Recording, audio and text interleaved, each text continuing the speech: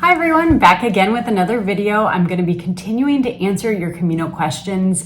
I think for this video, I want to try to go through a bunch of questions, almost doing like a rapid fire round.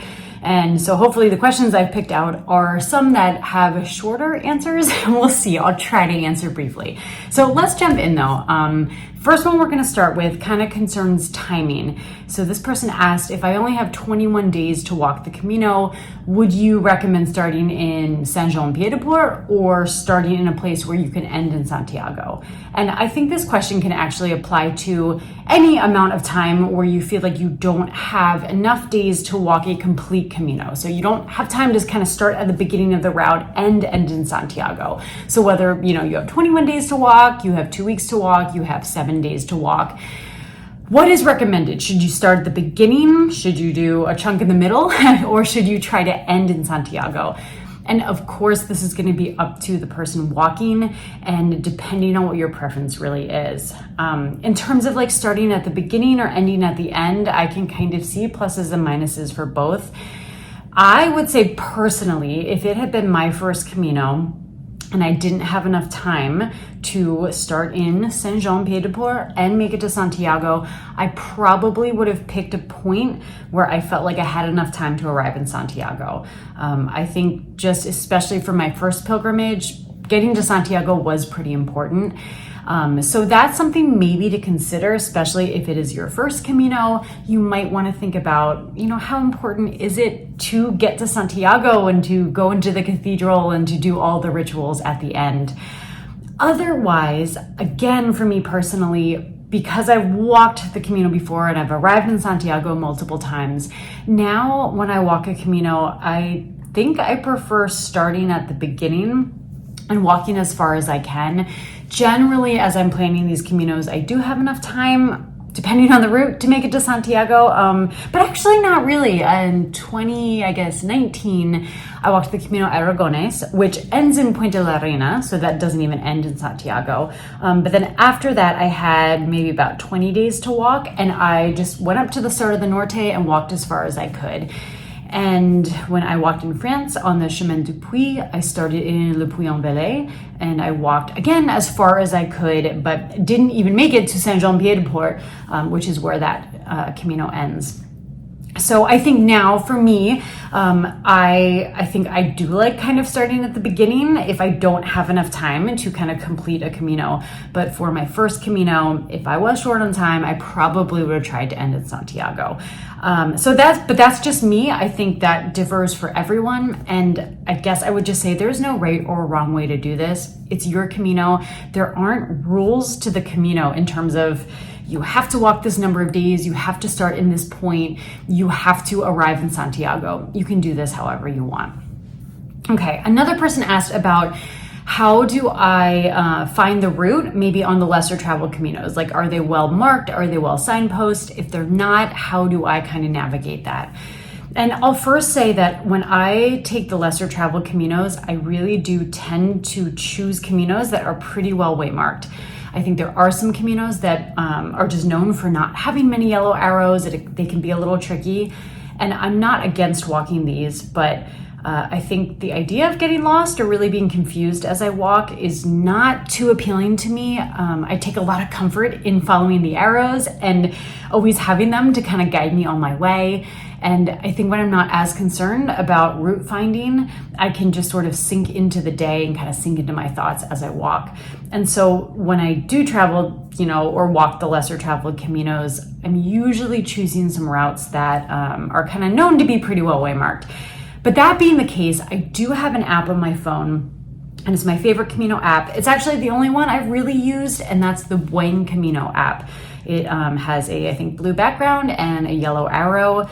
And you can use this to look up information about the stages and lodging, but I pretty much just use the GPS there. So there is a function where you can open up a map and it'll show like a yellow line, which is the route of the Camino, and there'll be a little dot that shows where you are. And so this is nice just in the cases where I might be worried a little bit if I haven't seen an arrow in a while, or if I'm not really sure where I am in a city. Sometimes, especially big cities, I often like to kind of just bring up the map, check to see where I am to navigate out of the city, because sometimes that can be tricky. So that is the app that I use, and I do make sure I have whichever Camino I'm on and downloaded on that app. I think the Buen Camino app has a lot of the Caminos, not all of them, but it has a lot.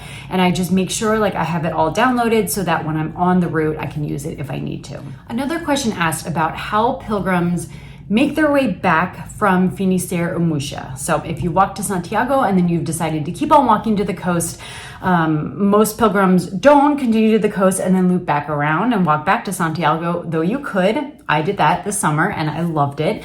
But most pilgrims will just walk out to Finisterre or Musha. And this person wondered, how do you get back? Either to Santiago or to wherever you're traveling onward from or leaving to go home from. And so when you're at the coast, Finisterre and Musha, you'll take a bus back to Santiago. I think that is the easiest way to do it. There are multiple buses that run throughout the day, and most albergues will have this information. You can get that information in Santiago as well, in the tourism office, or often in your albergue. But certainly in Finisterre and Musha, you can find the timetable for the buses, and then it's pretty easy to get a bus back to Santiago. And then from Santiago, there's a small airport, there's a train station, there are buses. And so from there, you can make your way to wherever you have to go in order to continue your travels or to get back home. So I thought this was kind of a neat question because I don't think I'd really considered it before, but someone asked, how do you wake up in the mornings in the albergues? Like, is there a general wake up call? And I would say that the general wake up call is the noise of all the other pilgrims. So if you are the first one getting up, you might not be woken up by other pilgrims. And in this case, I don't know, some pilgrims might wake up naturally. Some do set alarms, but I would highly recommend that if you're going to set an alarm, just put it on vibrate. Keep your phone maybe under your pillow so that when the alarm does go off, it's not a sound that's going to wake other pilgrims up. And I have used my alarm, again, using just the vibrate on my phone in order to wake up some mornings, but I usually find that I don't need an alarm because I'm usually not the first person leaving. Some pilgrims leave very, very early in the morning. And even if I'm among the earlier who are getting up, usually there's some other pilgrims also getting up around the same time as me. And I'm just naturally awoken by the sounds in the albergue. So there usually isn't a general wake up call. However, there are a couple of albergues where the hospitalero or hospitalera will put on music and they'll start kind of softly and gently playing music. It kind of increases in volume a little bit over the speakers into the bunk room of the albergue. And it's kind of the wake-up call for all the pilgrims, and that's kind of your alarm to get up and get going. But I've only really experienced this in maybe 2 or 3 albergues, so it's not very common. Next question is about hand washing clothes in the albergue, and this person asked, what do I use to wash my clothes? So I start out with, anyway, a bar of Dr. Bronner's soap, and I just used it for my first Camino and I really like it. I get the peppermint one. I think it smells really nice. And so I put a bar of the soap. Sometimes I actually just cut it in half or maybe do 2/3 of it just to start the Camino because I don't want a ton of weight. It doesn't make a lot of sense because I usually have to buy more soap along the way if I'm walking a longer Camino. In any case, I take a bar of this or some of this and I put it in one of these I don't know what these are called even, a little mesh bag. I found them on Amazon and I'll put a link down below in the video description, but there's this opening here and you can just pop some soap in and close it. And then I just kind of use this to scrub the clothes. And I like it because it adds just a little more kind of scrubbing, material to really kind of wash the clothes a little better. And it can kind of hang. Sometimes I'll keep it, hanging over the shower.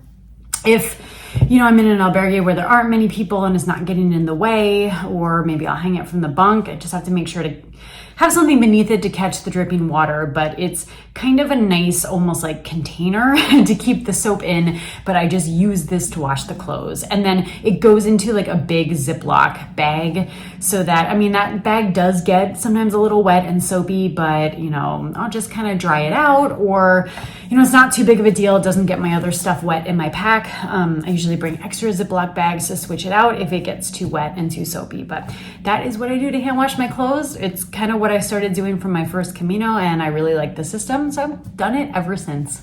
All right, let's talk about albergue check-in routines. So when you arrive at your destination for the evening and you're going into the albergue, what does that kind of look like? What can you expect? So generally, if you're not the first pilgrim there, even if you are, sometimes the albergue is open and the hospitalera is around. Usually if you're not the first one, there's going to be someone sitting at a desk checking pilgrims in. And so it's pretty standard to go in, kind of take your backpack off, put it down. I usually, especially if I'm waiting, if there's some pilgrims ahead of me, I'll take off my shoes and socks and put my flip-flops on, because usually you're going to need to take off your shoes and kind of keep them on maybe a rack or somewhere kind of near the entrance of the albergue. Most places don't allow you to take your shoes into the bunk room. So I usually change my shoes, and then out of my pack, I pull out the bag that has my passport and my credential.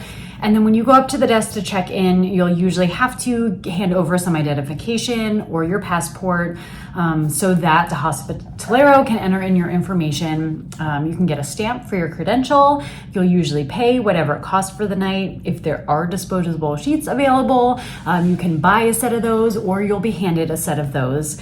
Then usually the hospitalero, if there are a few other pilgrims kind of arriving at the same time, they'll check everyone in and then take those pilgrims kind of on sometimes almost like a mini tour of the albergue. Usually you're just shown your bunk room and you're either given a bed or you're told that you can choose one of the free beds in the room. And then usually they'll kind of point out if there's a kitchen, where the bathrooms are, where the place to hand wash your clothes are. So that's kind of what the check-in process is like. I think from there, it then depends on the pilgrim. So there are some pilgrims who will arrive in town. They might actually, before even checking in to an albergue, they'll go and get a drink or a meal. I think a lot of pilgrims, though, check into the albergue first just to make sure that they have a bed. But again, from that point, some pilgrims will just kind of throw their stuff down, put a sleeping bag on the bed to kind of claim it, and then they'll go back out into the village or town to get a drink or to get a bite to eat, kind of depending on the timing. Other pilgrims, and myself included, kind of go through the pilgrim chores first. And I just really like to kind of get cleaned up and wash my clothes and just really feel settled before going back out and doing anything. So I will always, I put my sleeping bag and kind of spread it out over my bed. I like to do that not only to show that I have kind of claimed that bed and that there's someone there, but I also do it so that just in case, that night, if I'm like eating a later dinner, or if I come back to the albergue and others are already sleeping, I don't have to root around in my pack so much and like pull out my sleeping bag and make a lot of noise. So that's one reason I really love setting up my sleeping bag first. And I'll also usually like take out some other items again for the evening, just so that it's kind of ready to go, so I'm not bothering other people a lot.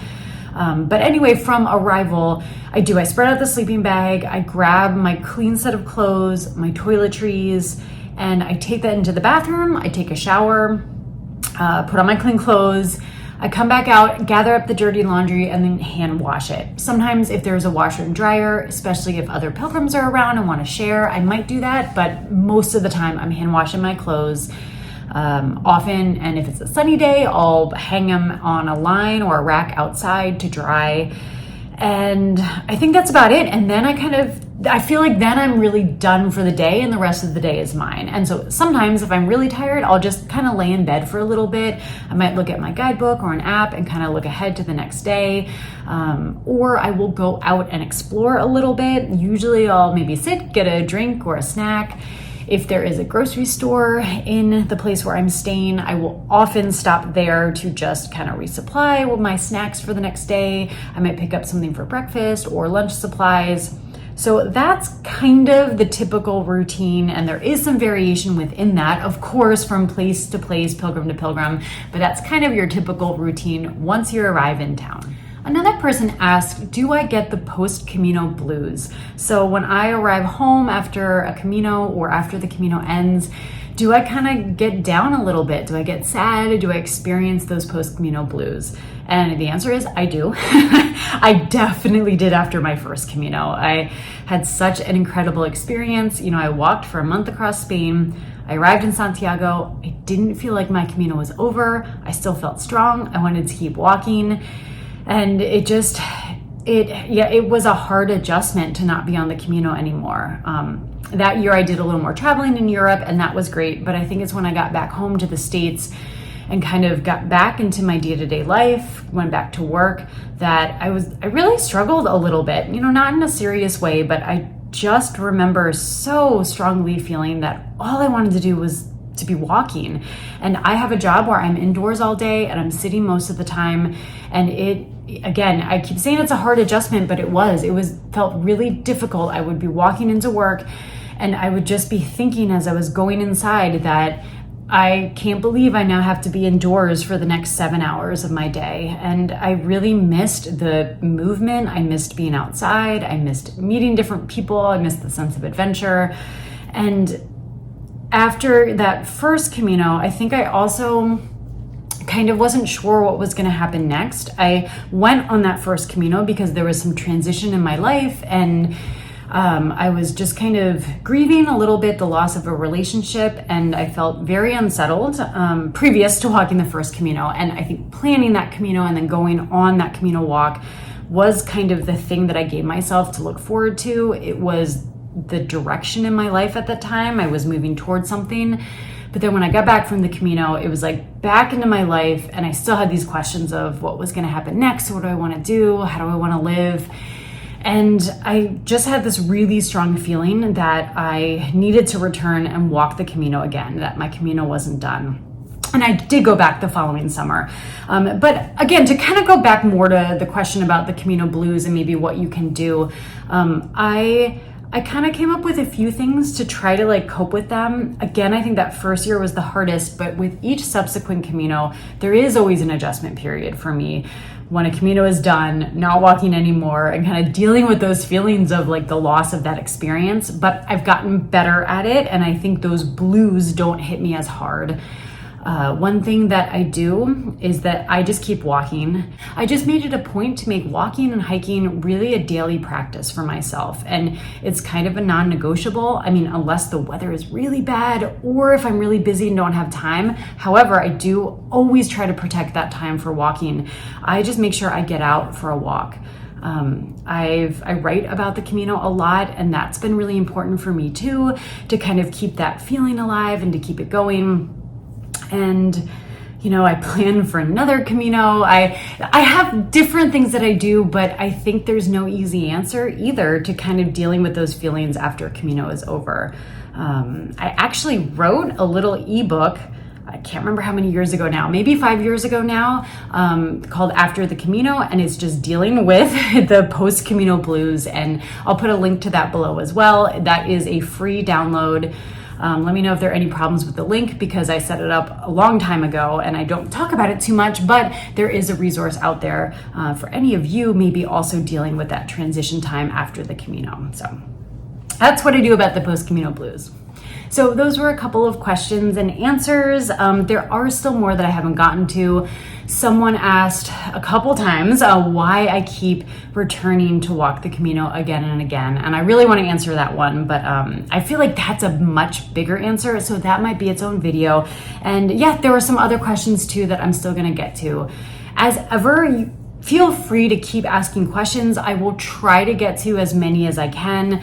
I hope these series of videos are at least enjoyable or helpful for now. Right now here as I'm recording, it's the middle of February, and for me, this is always a really great time to be planning the Camino. I think a lot of people, as they're looking ahead to the spring and summer, are really immersing themselves in blogs and in books and in videos and just preparing for their Caminos. So I hope these videos are helpful. And that's all for today. I will try to be back soon. In the meantime, buen Camino.